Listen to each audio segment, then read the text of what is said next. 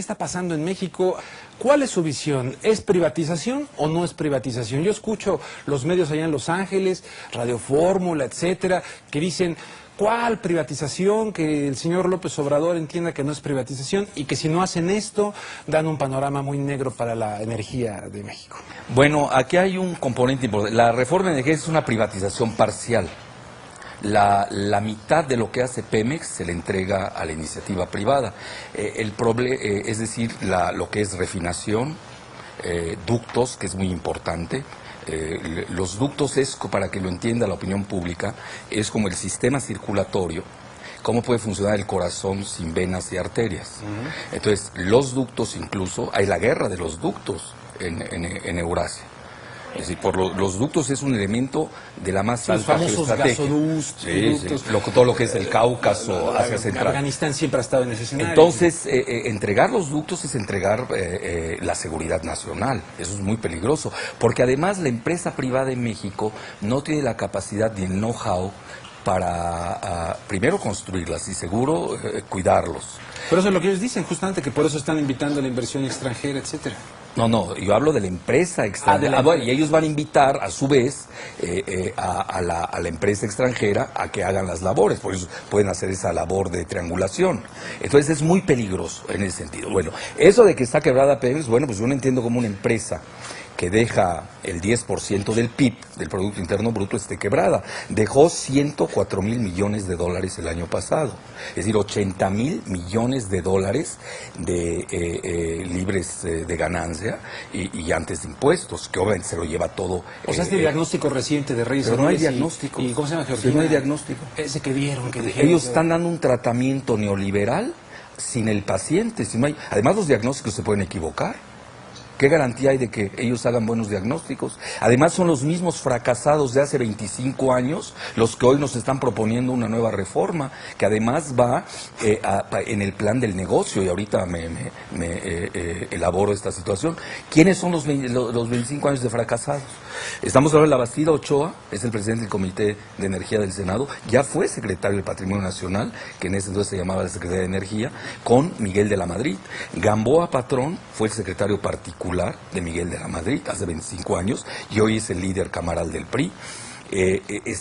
Reyes Heroles fue secretario de Energía con Zedillo. Telles Quenzler fue hoy secretario de Comunicaciones, es secretario fue secretario de Energía con Zedillo. Es decir, aquí eso es importante señalarlo.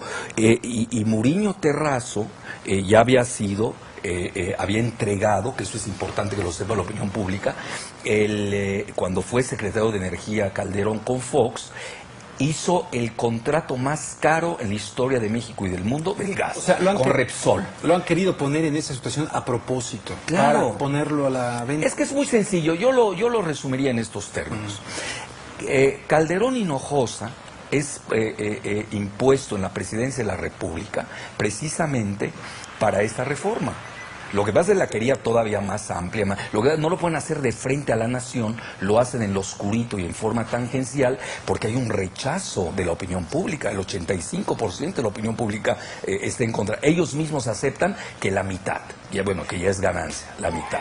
Pero esto no sale en los medios masivos de comunicación de México, que son totalmente totalitarios. Ni la Unión Soviética llegó a tener los medios tan totalitarios que hoy tenemos en México. Así sí.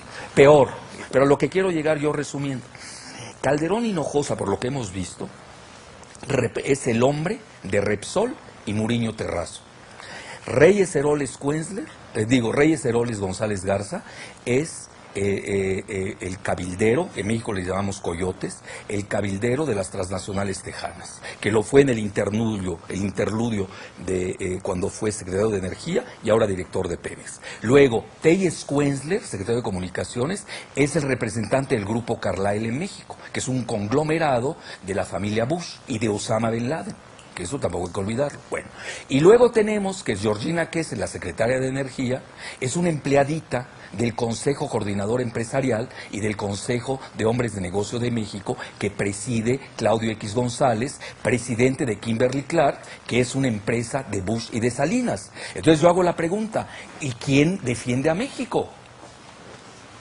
Entonces es un proyecto transnacional de entrada por los empleados de las transnacionales de México. Así de sencillo, no perdamos mucho el tiempo en elucidación. Entonces decía, ¿quién defiende a México? Pues ya están ahora las mujeres, las Adelitas. ¿Usted cree que esto realmente va a tener un efecto? Bueno, aquí depende de la ciudadanía. No hay resistencia civil pacífica que no crezca si no tiene el apoyo ciudadano. Si los ciudadanos no creen ni en Andrés Manuel López Obrador, ni en el Frente Amplio Progresista, ni en las Adelitas, o en los otros, hay priistas nacionalistas de primer nivel, eso hay que señalarlo, también hay que decirlo. Está Eladio Ramírez, el grupo de 70 parlamentarios del PRI que sacaron su desplegado, es decir, hay una fronda interna en el PRI, eso tampoco hay que perder. Y yo creo que ahí está la clave. Si los elementos nacionalistas del PRI deslindan a estos personajes, que curiosamente, y lo digo con mucha responsabilidad, a los tres los han vinculado con el narcotráfico, a mí no me consta. Pero si uno se mete a Google y pone sus apellidos, sale siempre el tema del narcotráfico. Y estoy hablando de Beltrones Rivera, estoy hablando de Gamboa Patrón, incluso socio de Kamel Nasif, y de la Bastida Ochoa, que además ya tenía un escándalo de corrupción con el Pemex Gate. Es decir, son personajes de la escoria los que hoy quieren privatizar en lo oscurito a Pemex. Así de sencillo. Es un gran negocio. Es decir, no olvidemos que hoy el petróleo se encuentra a $100 el barril, pero hay algo más importante que a eso yo sí me dedico. Que estamos perdiendo de vista la dinámica mundial. El 90% de las reservas petroleras del mundo está en manos estatales y solamente el 10% ya está en manos privadas de las transnacionales. Y eso lo dice el Financial Times y lo acaba de decir incluso nada menos que Matthew Simmons, que es un banquero de inversiones tejano asociado a los Bush y a Cheney, quien acaba de comentar que las empresas privadas están en vías de liquidación porque ya no tienen reservas. Hoy las empresas cotizan en bolsa gracias a sus inventarios en reservas. ¿En sentido contrario? Así es. México está en la dinámica contraria del mundo, que eso es muy importante señalarlo, porque hoy el mundo está desprivatizándose y está yéndose al renacionalismo. Y hoy Calderón es el último mohicano de este modelo neoliberal, que incluso ya en Londres aceptan que se está acabando. Estamos viendo el retorno del nacionalismo, la quiebra de bancas en Alemania, en Gran Bretaña y en Estados Unidos, bancos que están siendo rescatados con el dinero ciudadano. Entonces estamos ante otra dinámica. Yo creo que ahí es donde nosotros tenemos que contemplar el contexto, pero yo voy más lejos a nivel geopolítico. Y esto lo dicen los grandes geoestrategas del mundo. Incluso nos caigan bien o nos caigan mal, el mismo Kissinger, el mismo Brzezinski. Quien controla el petróleo y el agua dominará al mundo. Y parece ser que en México queremos que nos dominen.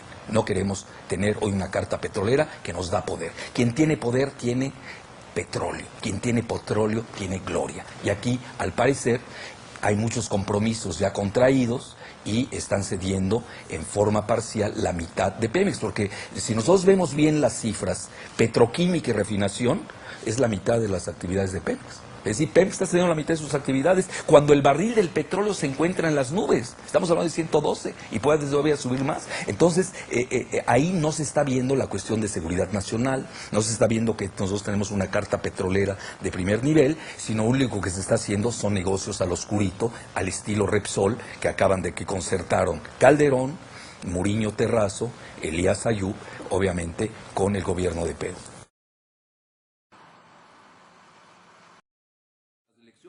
Oiga, todo esto del ASPAN, la iniciativa Mérida, estas cuestiones, ¿cómo dejan a México? Bueno, México cada día se está volviendo una franquicia tejana y gallega, desgraciadamente. Con el ASPAN, de facto, los Estados Unidos capturan el petróleo del Golfo de México. De ahí que yo he dicho que nosotros tenemos que darles garantías de abastecimiento petrolero a Estados Unidos, que entiendan que si se privatiza Pemex va a haber mayor número de migrantes de Estados Unidos. Si es quienes están propiciando la migración de Estados Unidos es el propio Estados Unidos. ¿Por qué razón? Pues ellos son los que nos obligan al NAFTA, al TLC, que dijeron que era para creación de empleos. Ese fue el objetivo primario que dijo Salinas. ¿Cuál fue el resultado?